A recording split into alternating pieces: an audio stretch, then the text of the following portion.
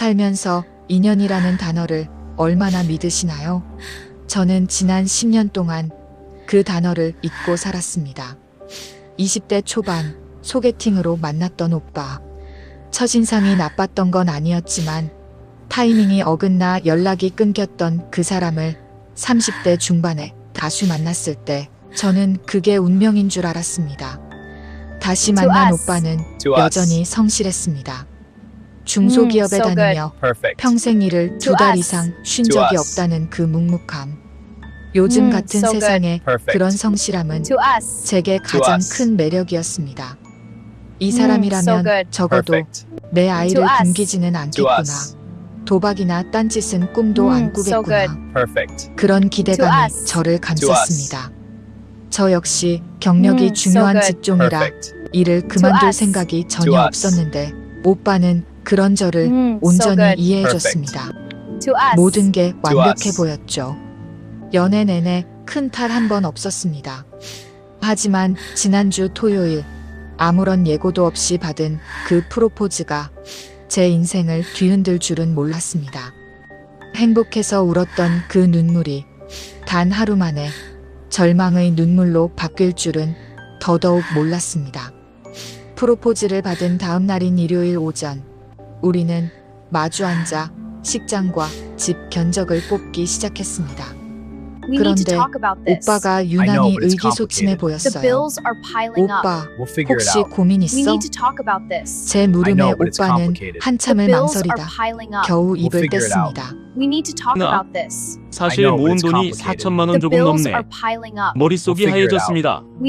저는 독립하지 않고 부지런히 모아온 덕에 억 중후반대의 돈을 모아둔 상태였거든요. 오빠가 전세 보증금이라도 들고 있다면 제가 어떻게든 보태서 시작해보려 했습니다. 하지만 돌아온 대답은 더 충격적이었습니다. 아버지가 급전이 필요하다고 하셔서 전세 빼서 보태드리고 월세로 돌렸어.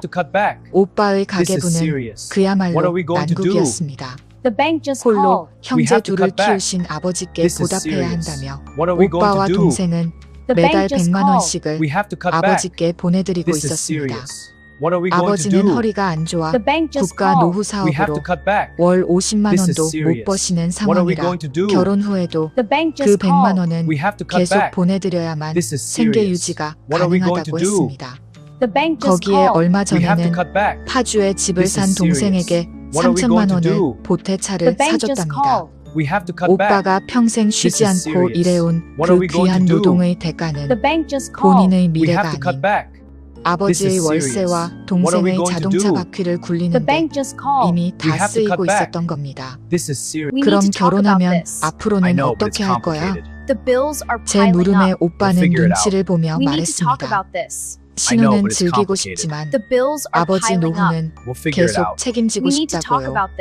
실버타운은 너무 비싸니 나중에 요양병원을 보내드리거나 정 안 되면 우리 집에 모시고 살면 되지 않겠냐고 웃음기 없는 목소리로 말했습니다. 비좁은 빌라에서 시작하는 것, 소박한 신혼여행, 그런 건 다 괜찮았습니다.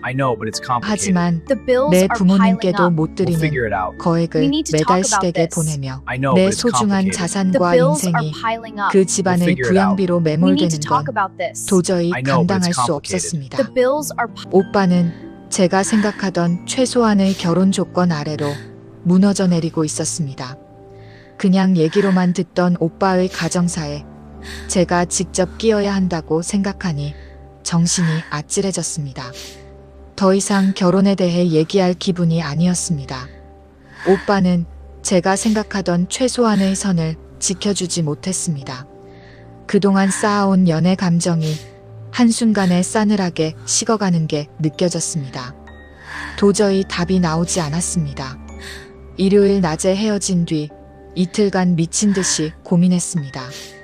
그리고 화요일 퇴근 후 저는 오빠를 만나 이별을 고했습니다.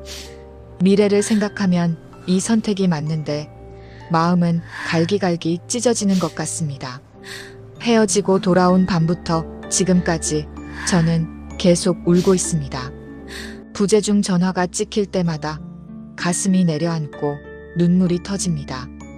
차라리 내가 압도적으로 돈이 많아서 아무렇지 않게 그 짐을 다 짊어질 수 있는 능력이 있었다면 어땠을까 하는 비참한 생각도 듭니다. 하지만 현실의 저는 그럴 용기가 없는 평범한 사람일 뿐이었습니다. 포기하길 잘한 거겠죠? 라고 스스로에게 묻습니다. 돈이 뭐라고 싶으시겠지만 결혼해서 돈은 생존이자 존엄이었습니다. 타인을 위해 내 존엄을 포기할 용기가 나지 않는 것은 비겁한 게 아니라 저 자신에 대한 예의였다고 믿고 싶습니다. 사랑하기 때문에 놓아주어야 했던, 아니 살기 위해 도망쳐야 했던 어느 서글픈 이별의 기록,